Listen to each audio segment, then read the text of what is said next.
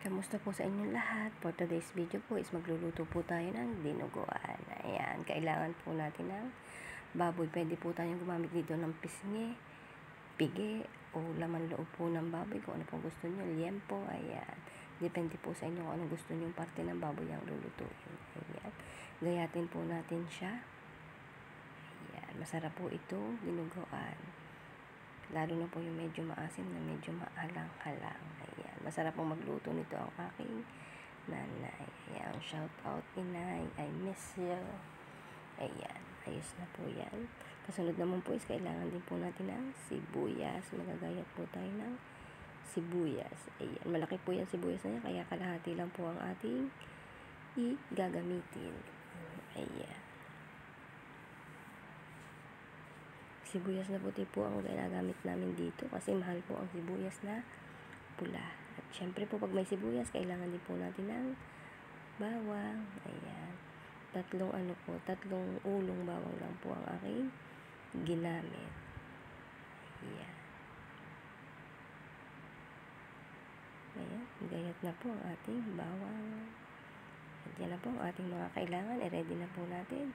Kailangan po natin ng karneng baboy. Siyempre po, dinuguan, kailangan po natin ng dugo ng baboy. Kailangan po natin ng sibuyas. Siyempre, bawang, sili. Mas masarap po yung siling berde. Ayan, kailangan po natin ng suka.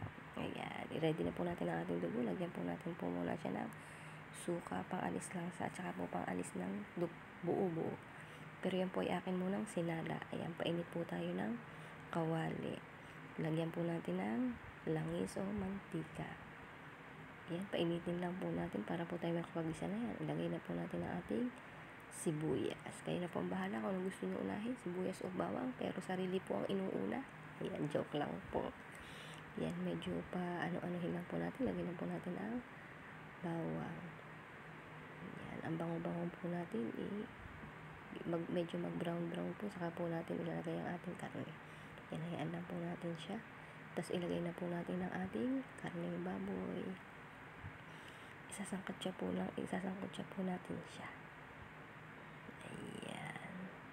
Halo-halo lang po tayo. Ayan. Masarap po ang dinuguan. Kaulam sa puto.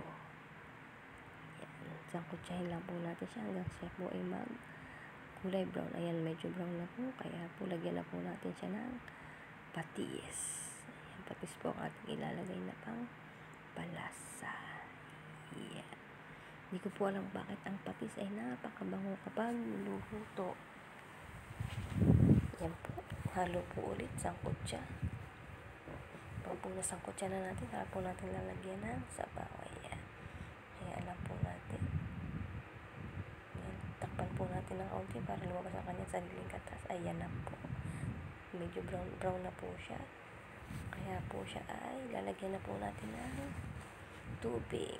Ayan. Lagyan na po natin siya ng 2 bowl na tubig. Para lang po pampalambot ng karneng baboy. Ayan. Ayan lang po natin siya. Pakuluin lang po natin siya. Lagyan po natin ng paminta. Ayan, paminta is live po kami. Takpan po muna natin hanggang sa kumulo. Balikan po natin mamaya.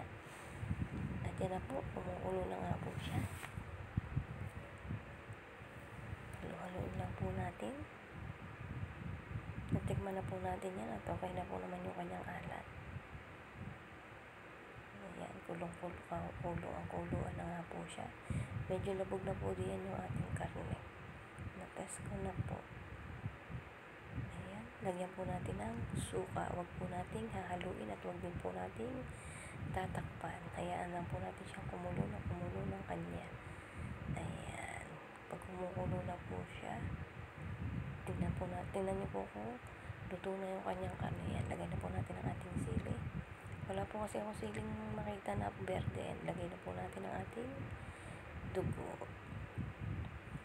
Yan, halo-haloin lang po natin. Pag luto na yung dugo is goods na po yan. Luto na po ang ating dinuguan. Ayan, halo lang po ng halo. po umadalang ay masarap. Ayan, at yan na nga po ang ating dinuguan. Luto na po at ready na pong iserve mamaya para sa ating hapunan. Ayan, salamat po sa mga nanonood at thank you po Lord sa lahat ng blessing sa araw-araw. Sa walang sawang pagsuporta po. Thank you po Lord. Bukas po ulit. Salamat!